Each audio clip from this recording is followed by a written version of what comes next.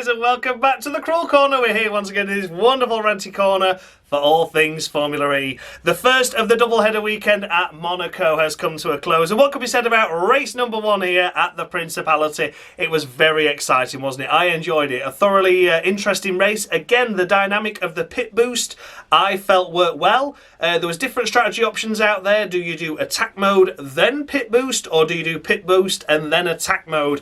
And that led to some late overtakes, some late charges. There was a couple of drivers that looked into when they were able to take their pit boost to be able to get themselves up the order during a full course yellow, of course, like a virtual safety car effectively. So yeah, it was really interesting, a really good race, and I personally really enjoyed it. So if you've never seen this series before, I want the drivers to have a maximum of 10 points based on their overall race weekend's performance and go all the way down to 0 if they have a particularly bad one. Take a look out for bonus points though. There's sometimes an offer for some drivers that do something extra special during a race. On the rare occasion, I do award minus points. Those drivers do something extra special, but for all the wrong reasons. Let's take a look at the current Cruel Corner standings then going into this episode, shall we? It's on the screen now for you to take a look at. Have a look and see where your favourite driver currently stands, and based on how they went this race, do you see them going up? Do you see them going down? Yeah, it was a good race, wasn't it? It was a good race. And as always, with races like this, with interesting strategies and things, the cream always tends to rise to the top. And that's exactly what I felt happened this time around. Really interesting race. I really enjoyed it. So without further ado, let's kick things off with the race winner then, shall we? Ollie Rowland in the Nissan. What a stunning performance Ollie Rowland had this weekend. What a great drive. What a great drive. Pipped to the post in pole position, unfortunately. Taylor Barnard picked up those 3 points for that pole position. Ollie Rowland lining up in P2. And P2 is where he stayed throughout the most part of it. And then when he got to the attack mode sort of area the first time around, he was able to overtake Taylor. And then Taylor Barnard decided to go for the pit boost and then the attack mode, whereas Ollie Rowland did the opposite. He went attack mode then pit boost, and it just meant it worked out for him. He came out of the pit boost and was ahead, and that played really well. Then there's that mid-shuffle, weren't there, right towards the end of the race with like 3-4 laps to go, where there was some drivers taking attack modes, like the 2 Andretti's and the 2 Mahindras, and Ollie Rowland fell behind all of those. And you're like, hang on a minute, I don't think this is going to quite work out for him.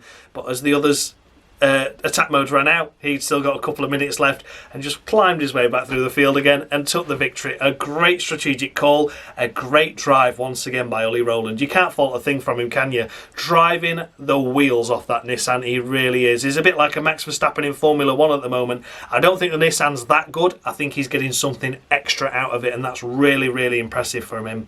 So for Ollie Rowland this weekend, it's going to be 11. I'm giving him a bonus point. 11 points to Ollie Rowland, 1 bonus point for what was a stunning drive. Picked his battles well, the strategy was well, he just drove incredibly well.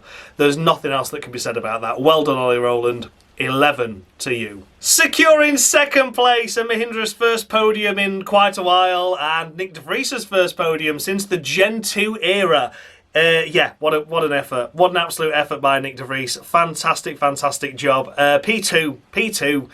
Qualified himself inside the top 5. Was he top 5, top 4? It was certainly a good effort, wasn't it? It was in that gaggle. I think he got into semi-finals actually, so he would have been 4th at the worst, wouldn't he? But yeah, either way, kept himself in those positions throughout the race, and here he is finishing P2. Again, a great strategy call. He just had a great drive. The pace was good from the Mahindras. I mean, it's so good to see Mahindra this year doing so well. Like, they must be knocking on the door of, like, 4th in the Constructors. I've not looked at the Constructors yet, but they must be up there because there's so many other teams struggling at the moment. Yeah, probably one of the highest scoring teams this weekend as well. So, yeah, this has been fantastic. Fantastic once again. Nick De Vries, it can be no other than a perfect 10, can it? A perfect 10 to Nick De Vries for what was a perfect performance in that Mahindra. It was a great drive. Really great drive. You're fighting up there with the Andretti's, with the Nissans, with the Porsches, and he comes through to finish P2. Stunning effort after a great qualifying as well.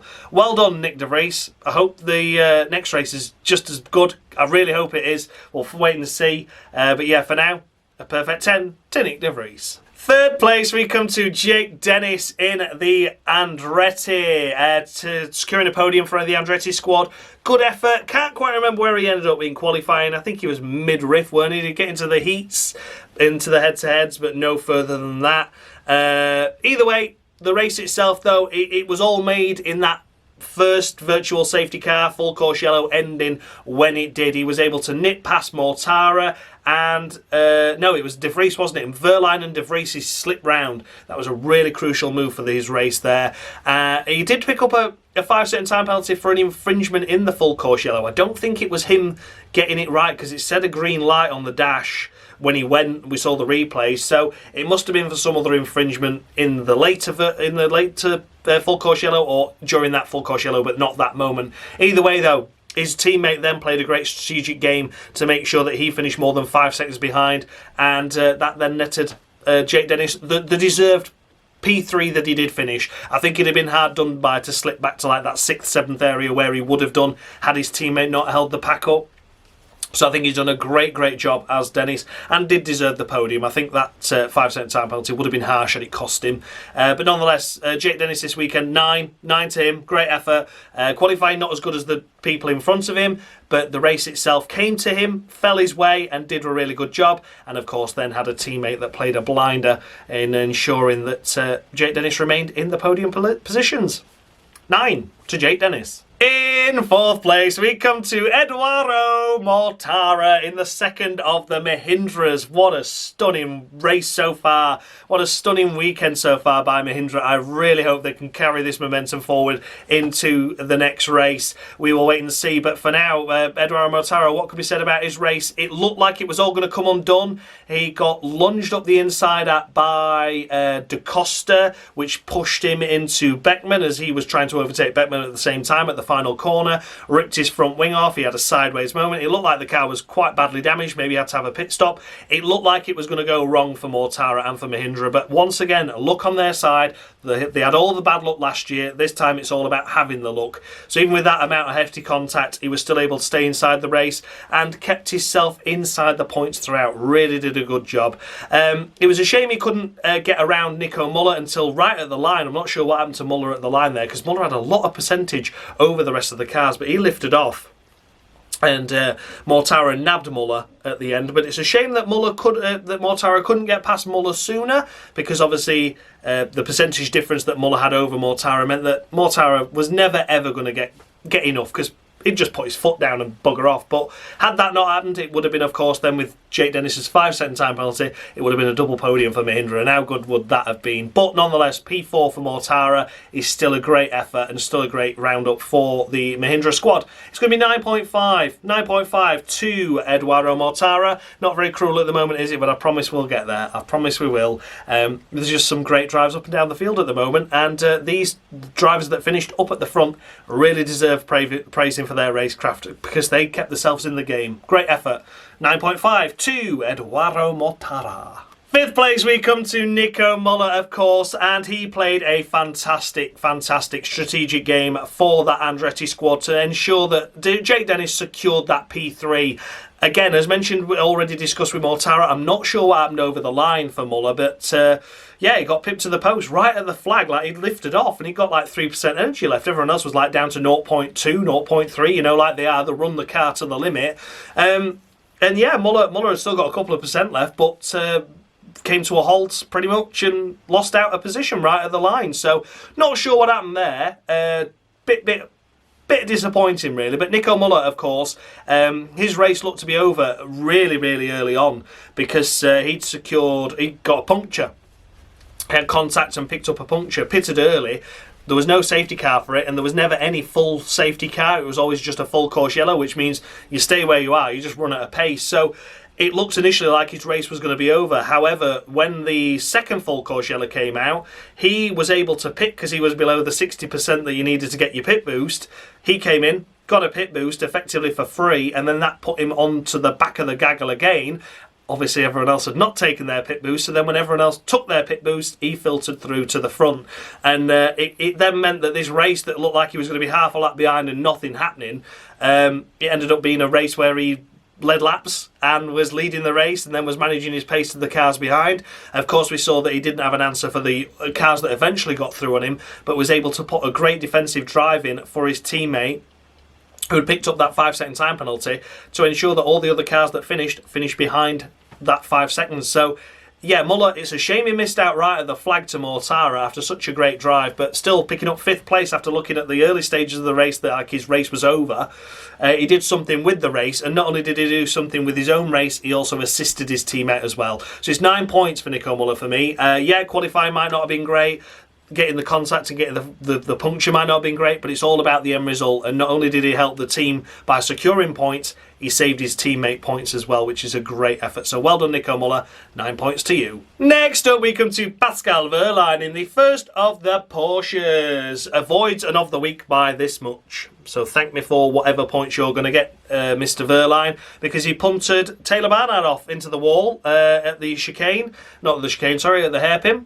And, yeah, ruined Taylor Barnard's race, but no penalty, because obviously it's Pascal Wehrlein, he's a championship contender. But even so, finished near P6. Very disappointing, really, considering his championship rival, his main one, you know, Ollie Rowland, wins the race again.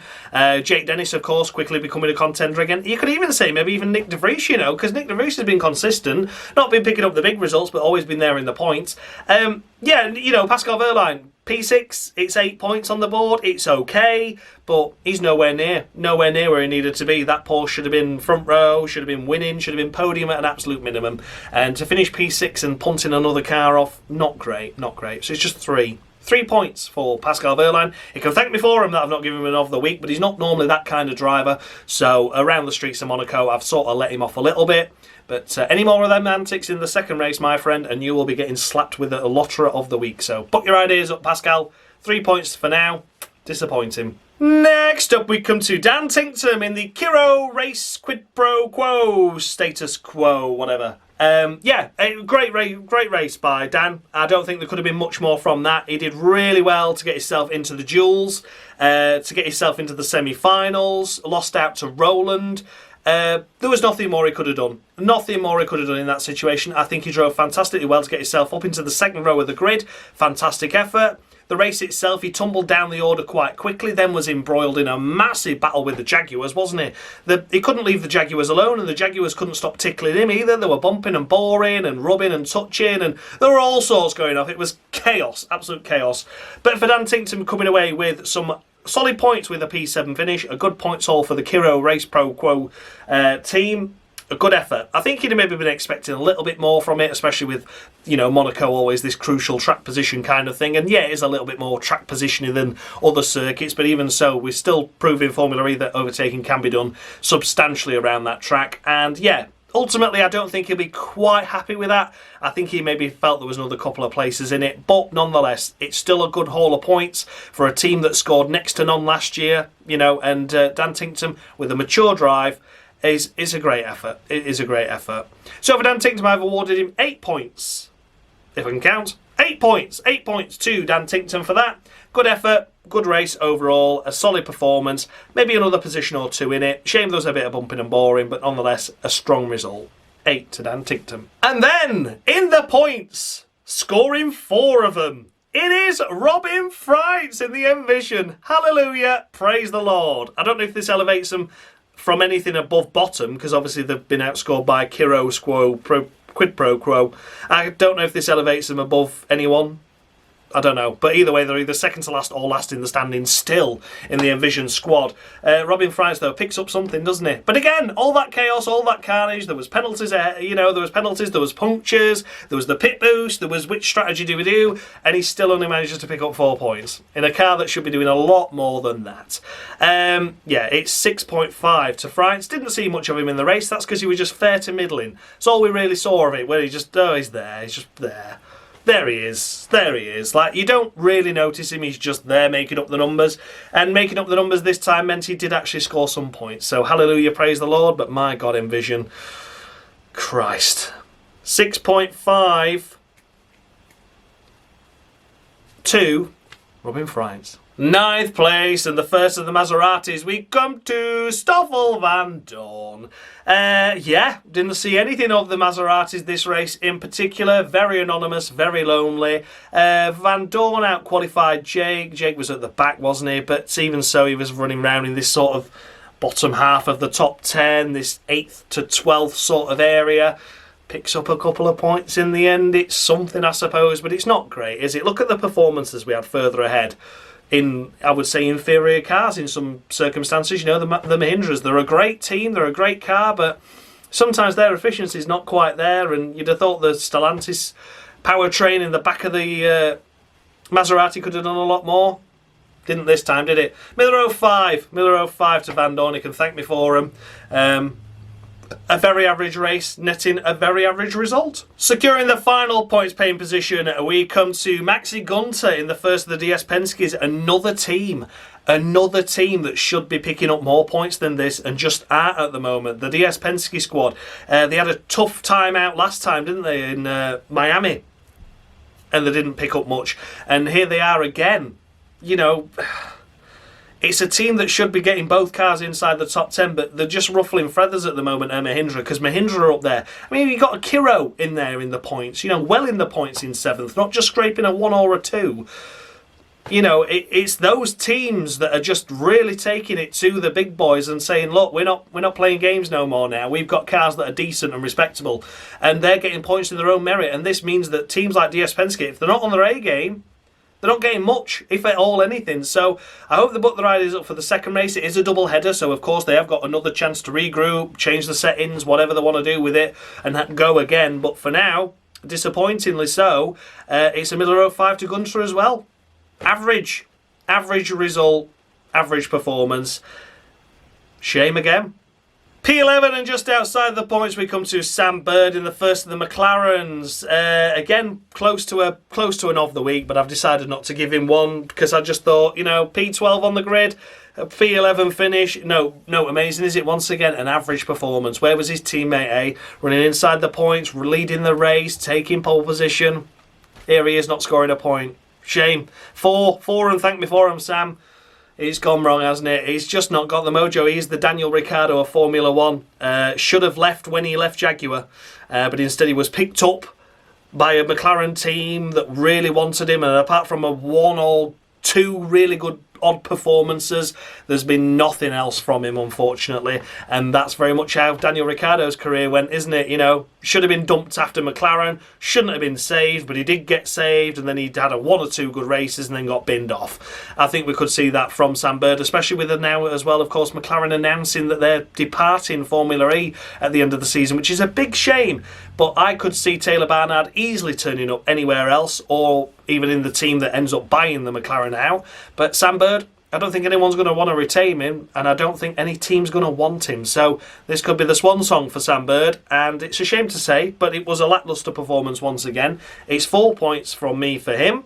I'd love to see him end the season well, but I just can't see it at the moment. I really can't. 12th place, we come to JeanEric Vern in the second of the DS Penske's. He didn't get any points. His teammate just scraped 1. There's not much to say about him. We didn't see hardly anything of him in the race. I've given JeanEric Vern 4 points. He can thank me for him. It was a below average performance. Needs to be in the points and isn't. I want to keep repeating myself for quite a number of times now because these cars should be in the points and aren't.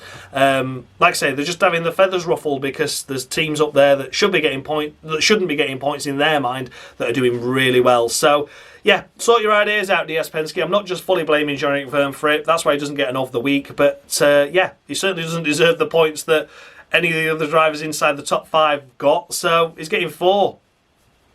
12th place in a car that should be inside the top 10. Below average.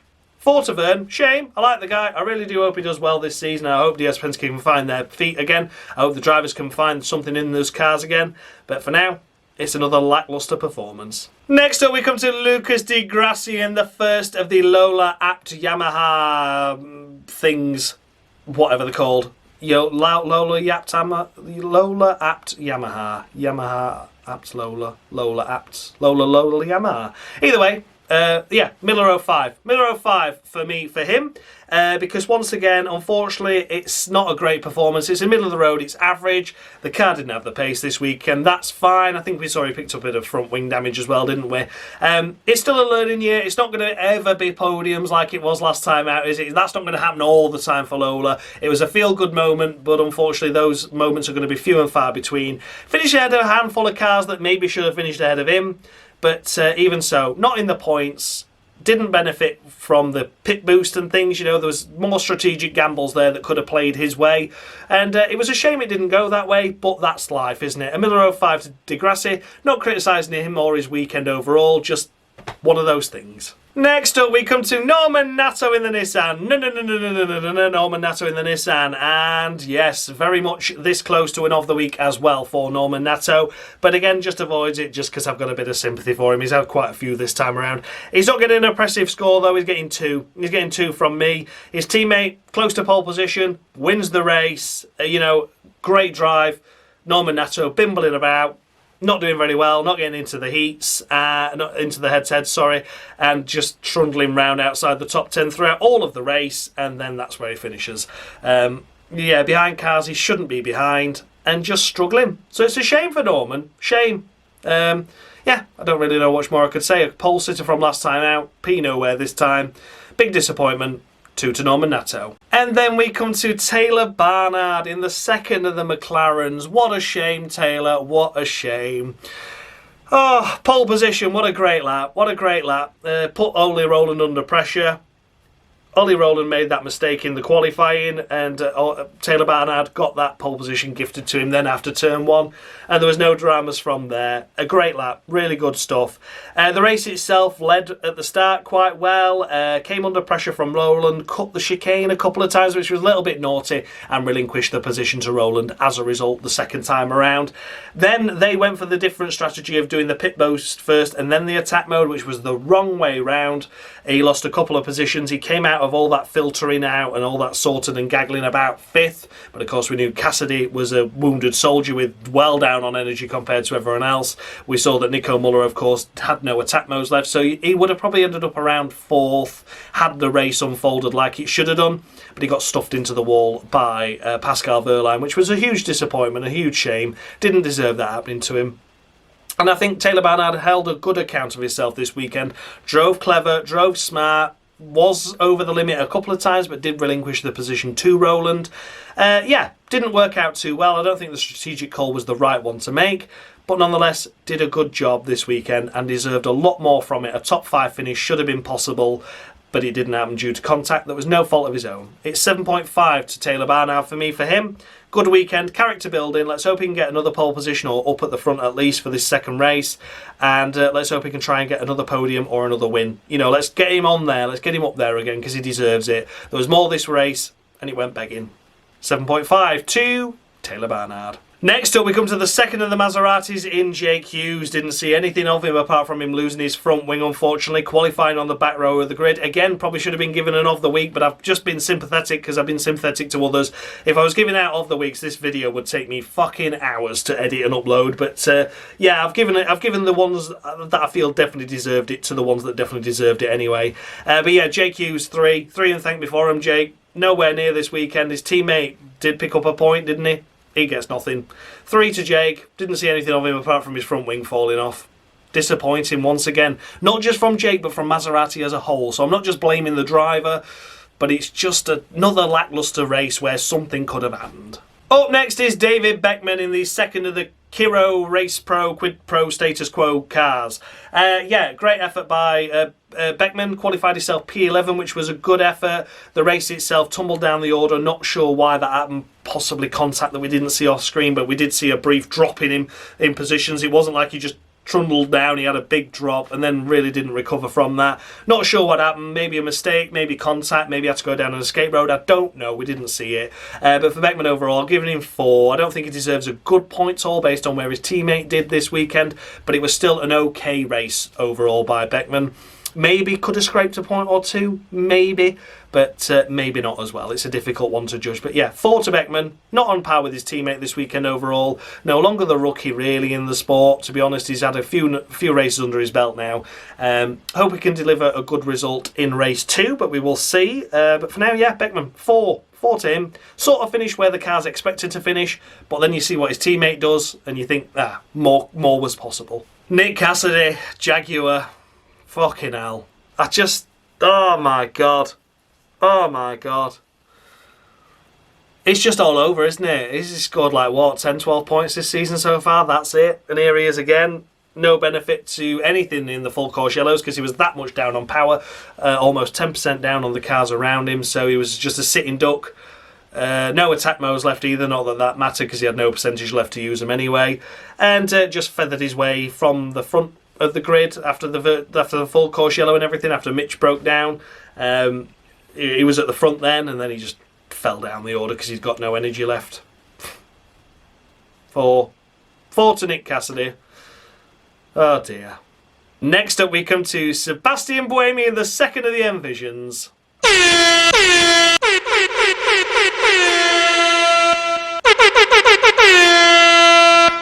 And there we have it, and of the week to Sebastian Buian, not just for being massively outside the points this race while his teammate gets some, and for qualifying himself way down the order when his teammate does marginally better.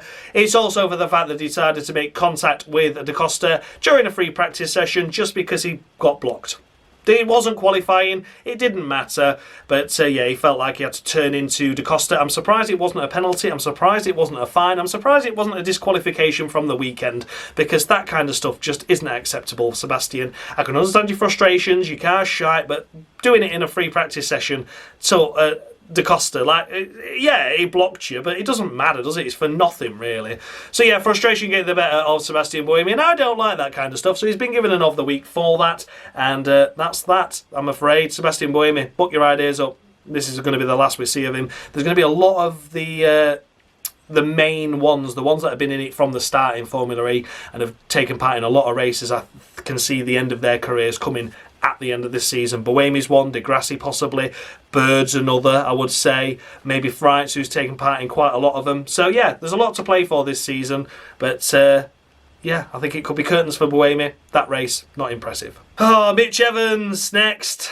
Sort of treat him as a retirement really and give him a middle of the road 5. There was more in it this race, but his car broke down. Had to do a full reset. Control-Alt-Delete, let's go again. And unfortunately for him, that was it. He was out of the race from there. He was like more than a lap behind. Well, nearly a lap behind, wasn't he? He was like 3/4 of a lap behind by the time he recycled the car and reset it. Yeah, middle of row 5 to Mitch. There's nothing else I can say about that. Just sums up Jaguar's year, really. It really does. Struggling with pace, and then when they get the pace and when they get the bit of luck and get themselves in a position where they can do something, either they get taken out in contact or their car breaks down. Really, really difficult. The season's over.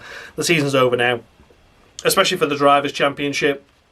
Even with a sudden surge from where they are now, it's not going to happen. And if it does happen, it'll be a bloody miracle. So yeah, Miller 05 to Mitch, sort of treat him as a retirement. Yeah, he crossed the line, but that's about it, really. Yeah, 5 to Mitch. Big shame. Next up, we come to Zay Malone. He can't remember if he made the flag or not, but he had several pit stops during the race, unfortunately. Came in for a puncture initially. Then it was found out it was a powertrain issue, a drivetrain issue. They decided to go back out again and try and drive around that. And I can't remember if they just trundled round and made the flag or if they pulled in and parked it. So either way, for Maloney, again, sort of treat him as a retirement. I've given him 4. 4 to Maloney. A difficult race to judge this weekend. Once again, the Lola App Yamaha team not really having the ability or capability to get up the front, near the front, but Maloney's race looked like it was hampered early on with contact and potential car issues as well. So, a difficult one. 4 to Maloney. That's that. And then last but by no means least, the only official retirement I believe there was in the race is, of course, Antonio Felix da Costa.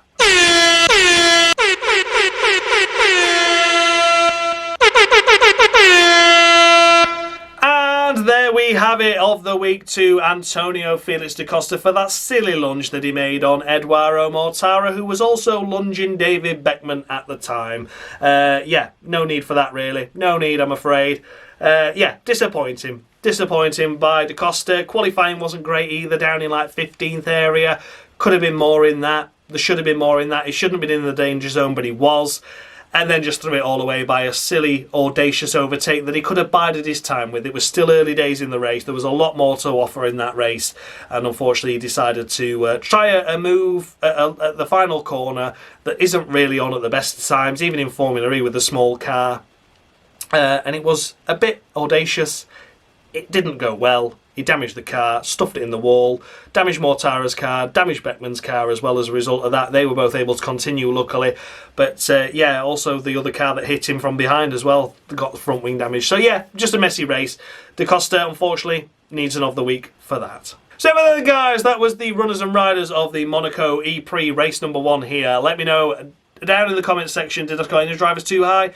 Any too low? The updated standings with the scores I've just awarded are on the screen now for you to take a look at. Have a look and see where your favourite driver is now. The pecking order is well established, isn't it? It must be said. But one wrong move by any of the drivers and this championship always turns on its head. It is as chaotic as Formula E, I know. A massive thanks as always goes out to Joe, of course, JW97 of JW Talks Motorsport, for providing me with the scoreboard that you see on your screen and for the driver icons in the corner of your screen as well. Without him, this series would be more pointless than it already is. Thank you so much, buddy, for your commitment and continued support with the series. So I will see you all again probably Wednesday now, to be fair, for the second instalment of the second race. So we've got Monday 6 PM, this one's out. It'll be Tuesday 6 PM for Formula 1 for the Miami Cruel Room, if you're into that sort of stuff. And then Wednesday 6 PM for the Cruel Corner for race number 2 from Monaco. It's all exciting stuff. I've hardly got any time to record any of these videos or edit them, but I'm going to do them all because I bloody love you. How's that, eh? Thank you so much for watching, guys. And as always, much love.